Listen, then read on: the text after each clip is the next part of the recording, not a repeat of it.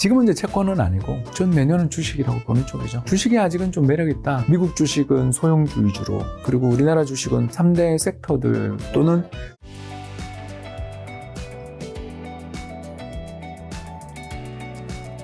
지금 뭐 네이버 카카오 얘기하면서 물린 얘기해 주셔서 이제 올해 말이니까 벌써 물린 주식이 있는 분들, 올해 투자인데 물린 주식이 있는 분도 있을 거잖아요. 많죠. 그런 것들은 있는. 어떻게 좀 점검하고 가져갈 거 안 가져갈 건 어떻게 좀 구분해야 될까요? 이 질문에 대해서 네. 제가 이제 드리는 답이 하나 정해져 있는데, 지나가다가 운이 좋게 로또를 하나 긁었는데 한 500만 원짜리 됐어요. 네. 그럴 수 있죠. 500, 1000만 원짜리. 그러니까 인생을 바꿀 돈은 아니에요. 한 번만 내보고 싶다. 저도 500원짜리 하나 된다. 1등을 바라지도 않고 한 100만, 500만 원이라도 그런 예, 옛날 그 공돈. 금융 즉석본권 있잖아요. 그 500원 된 게 저도 유일합니다. 그만큼 그쪽 복은 없는 사람인데 한 500만 원 됐다고 치면 그 돈 들고 지금 내가 물린 주식 살래 아니면 새 주식 살래 이렇게 물어보면 답이 딱 나오죠.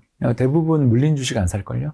지긋지긋하죠. 그럼 팔아야죠. 팔면 복권 걸린 것처럼 새 돈이 생기잖아요. 그리고 그건 잃어버린 건 잊어버리고 이미 마음속에서 우린 생각했잖아요. 고통 속에. 그러면 새롭게 비전이 있다 생각되는 걸 사야지. 왜 자꾸 원금 올 거야, 원금 올 거야를 생각하면서 우린 그 과정에서 뭘 잃어버리냐면 다른 종목에 투자할 기회를 잃어버리는 건데 그러면 안 되는 거죠. 그래서 종목은 들고 있으면 언젠가 원금 회복하겠지라는 건 죄송합니다만 패자의 게임이다. 루저스 게임이다. 왜냐하면 그런 사람이 많을 거거든요. 그럼 어떻게 해요? 반등하면 누군가 마음 바꾼 사람이 털고 그러면 어떤 획기적인 어떤 재료들 갑자기 대선 후보님이 만나주신다든가 그런 모르겠는데 이제 정말 대상홀딩스에 오랫동안 투자하고 있었던 같이 투자하는 친구가 있었는데 단톡방에 오늘 상한가인데 이거 무슨 일 있어요? 하고 막 묻는 거예요. 뭘로 올라간 거죠? 뭐 잘 알면서 한 장관 때문에 올랐잖아요. 그때 그 친구가 왜 오른지를 몰라서 당황해하는 거예요. 이 친구는 기분 좋으셨구나. 예, 대상 땡땡땡을 되게 오래전부터 갖고 있고 좋은 회사로 갖고 있었대요. 그런데 이번에 그 상한가를 그날 딱 치는 날 자기가 몰라서 답답하니까 하다못해 우리 단톡방에 그래서 야 우리가 알겠냐 종목도 안 하는데 그랬더니 지가 답을 알아서 오더라고요. 미스터리 이러면서 예, 그걸 보면서 우리가 웃었거든요. 야 이렇게 잘 축하한다. 너 오랫동안 들고 있다가 잘 팔았네. 그랬더니 하셨어요? 그 뒤로 6일인가 5일을 상한가 치는 거 보고 그 친구 생각이 많이 나더라고요. 6일 상한가 쳤어요? 더 상한가 치지 않았나? 그래서 그 거래 정지되지 않았나? 찾아봐야 되겠다. 예, 검색해보세요. 예, 그까지는 저는 업데이트가 기억나는 게, 그래서 신년회 때 그 친구 볼 텐데, 그 친구 만나면 꼭 비웃어주려고. 너 얼마에 팔았니? 이러면서. 그렇게 우리가 모르는 곳에서 뭔가 테마가 나와서 딱 올려주면 그게 제일 좋죠. 그게 더 엄청 많이 오르겠네요. 그날 이후로 계속 상한가 쳤을 겁니다. 그래서 뭐 제가 하고 싶은 이야기는 그런 행운이 따르면 잘 팔면 되지만 그런 행운이 안 올 때까지 기다리는 그 비용도 생각을 하자. 한 6,000원 하는 게 17,000원까지 갔었네요. 3배 났나요? 상한가는 2번이고 상한가 비슷한 한 25% 한번 급등한 적도 있고. 아유, 엄청나네요. 그래서 제 친구 종목이라서 저는 좀 알고 있는 종목이고 또 대상이라면 뭐 저희들 특히 이쪽 업계에 있는 사람들은 상당히 좋아하는 회사거든요. 왜냐하면 매출단이 아주 탄탄한 회사여서 상당히 좋아하는 회사인데 이번에 그렇게 급등하는 거 보면서 우리 웃었거든요. 웃었던 것처럼 시장은 모르는 거고 미래는 아무도 모르는 거니까 아유 나 그냥 들고 있을래요? 뭐 그것도 좋은 전략이신데 고민할 정도로 심각하시다면 방금 제가 했던 비유 있잖아요. 즉석복권 비유를 한번 생각해 보시라는 정도로 받아들이시면 좋겠습니다. 새로운 돈이 생겼을 때 과연 그 주식을 다시 또 살 것인가? 그래 물을 탈 것인가? 네. 자, 내년에는 은행 예금이랑 채권, 주식, 뭐 금, 달러 이렇게 다양한 자산이 있잖아요. 뭐 우리가 늘 분산 투자하고 포트폴리오 갖춰야 한다 하지만 이 중에서 좀 어디에 좀 포커스를 많이 맞춰야 될까요? 내년은? 전 내년은 주식이라고 보는 쪽이죠. 내년 주식. 예, 2년 연속 여기 와서 주식 부르는 사람이네요. 작년 연말에도 와서 주식 채권 다 좋아요. 둘 다 사세요 그랬잖아요. 그런 것처럼 지금은 이제 채권은 아니고 채권 금리는 뭐 불과 한 달 보름 사이에 금리가 1%포인트 빠질 줄은 저도 몰랐어요. 그건 저도 틀린 거고요. 저는 연말쯤 되면 채권이 안정될 거다. 이런 정도였지, 뭐, 이렇게 빠질 줄은 몰랐고요. 그래서 주식이 아직은 좀 매력있다. 그래서 아까도 말씀드린 것처럼 미국 주식은 소형주 위주로, 그리고 우리나라 주식은 이렇게 유동성장 한번 오면, 이게 유동성이 확 들어올 때는요, 되게 무거운 주식도 오르거든요. 그래서 아까 이야기했던 3대 섹터들 또는 그와 연관되어 있는 섹터들, 그리고 또 내년 4월에 어떤 정부 정책들이나 이런 거에 따라서는 또 뭐 건설 섹터들도 정말 오래간만에 빛이 실제로 좀 꽤 올랐어요. 그래서 건자재값 오른 걸 다 이 분양가에 반영을 하니까. 그래서 이런 쪽에서 찾아보시면 저는 올인은 하지 마시고요, 제발. 근데 이제 요 종목들도 한번 관심을 가져보자. 이렇게 권하고 싶습니다. 2024년에 그럼 원달러 환율은 좀 어떻게 될까요? 좀 내리지 않겠냐고 보는 거죠. 왜냐하면 이 연준이 금리를 5.5까지 올리면서 우리가 이번에 한번 다시 1360원까지 갔잖아요. 그런 거의 충격은 이제 좀 진정되지 않겠나. 그리고 두 번째, 중국이 일단 성공할지 안 할지 우리가 아무도 모르지만 연말 연시에 지금 돈을 뿌리기 시작한 건 확연하니까. 중국이 저런 규모로 대규모로 돈을 뿌리면 한 6개월은 가더라. 그러면 중국 쪽에서 쇼크, 그러니까 위에나가 갑자기 막 절하되고 중국에서 한머니가 유출되면서 막 나라 망한다 이런 거는 작년 여름에 한 번 있었잖아요. 그런 거 같은 충격이 오면 우리도 큰일 나는데 그것만 안 오면 환율은 일단 엔도 요새 강세고 좀 같이 살살살살 흘러내리지 않겠냐. 그래서 연말 환율은 저는 1230원 정도 보고 있습니다.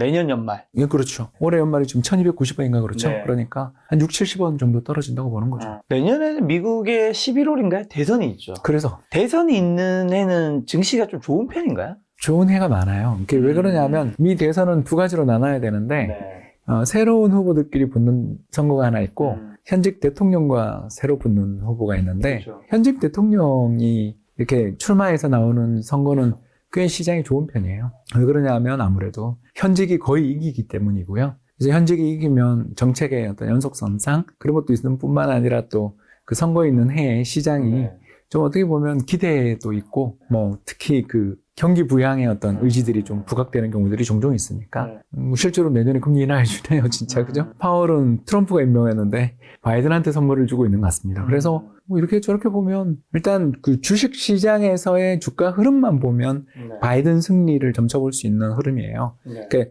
선거 직전 해 성장률과 주가가 되게 중요해요. 이런 거 들어보신 적 있죠? 그죠? 사람들의 센티멘트 심리는 체감 경기는요 후행해요. 그래서 작년에 안 좋았던 기억을 갖고 올해를 계속 보고요. 그렇기 때문에 올해가 이제 집권 3년 차인데 3년차 성장률이 지금 제일 좋잖아요. 그러니까 바이든 입장에서는 이제 호기를 맞았으니까 여론조사에서는 어차피 지고 있는 건 아니까 지속적으로 좀 이렇게 뭔가를 띄우려고 들고 그게 시장에는 호재로 작용하지 않을까 생각하는 거죠.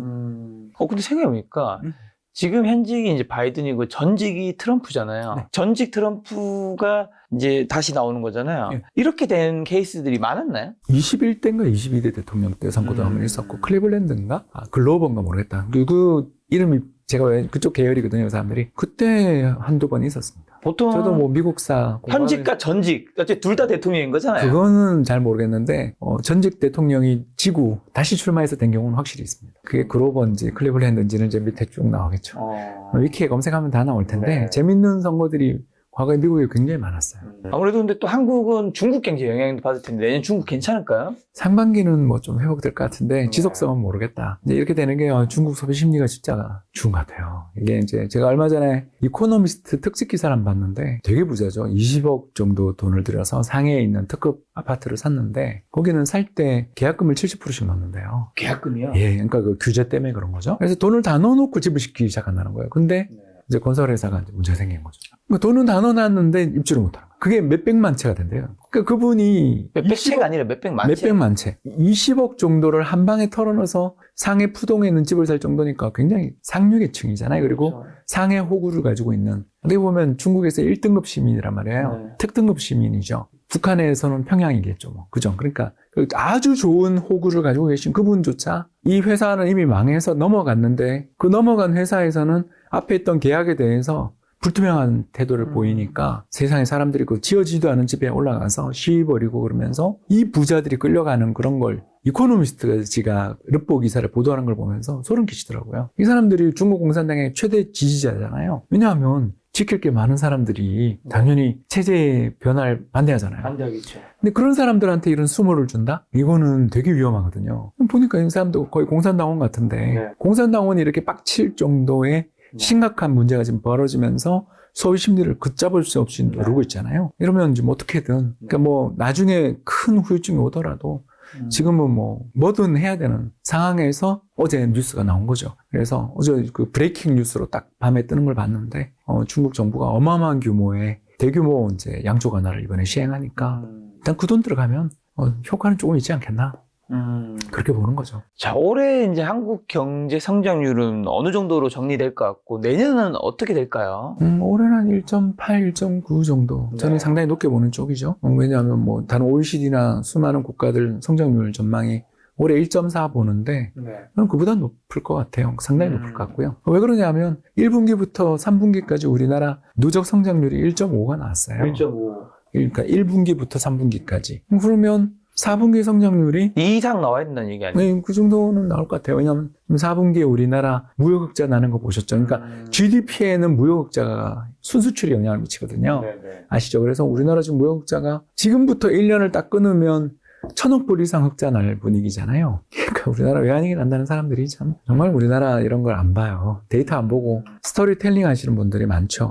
아니, 물론 그런 분들이 잘 맞추는 시기도 있어요. 그건 뭐 네. 저도 인정. 저같이 데이터만 쳐다보는 사람들은 또 어떻게 보면 큰 그림을 놓쳐서 시장을 틀리기도 해요. 내년은 한국 경제 성장률이죠. 내년에는 2% 초반, 2.3. 아, 지금도 좋아지네, 그래도? 지금보다는 좋아지는 게 수출이 좋아지니까. 아까 이야기했던 3대 섹터가 네. 반도체에다가 스마트폰, 뭐 여기 또 들어가면 디스플레이나 배터리, 그러니까 2차 전지도 네. 스마트폰용 배터리 있지. 네. 거기다가 각종 기판 들어가죠. 거기다 조선, 기계들, 엔진들, 철강들 들어가는 거. 여기다 고용 연관 유발 효과가 또 큰 섹터가 네. 조선이니까 이쪽에서 돈 돌아가고 있기 때문에 정부가 재정 긴축하는 걸 감안해도 2.2, 2.3은 나올 것 같아요. 그리고 정부가 아마 GDP 성장률을 정부 재정 지출이 아마 마이너스 한 0.5 정도는 깎아먹는다고 보는 거죠.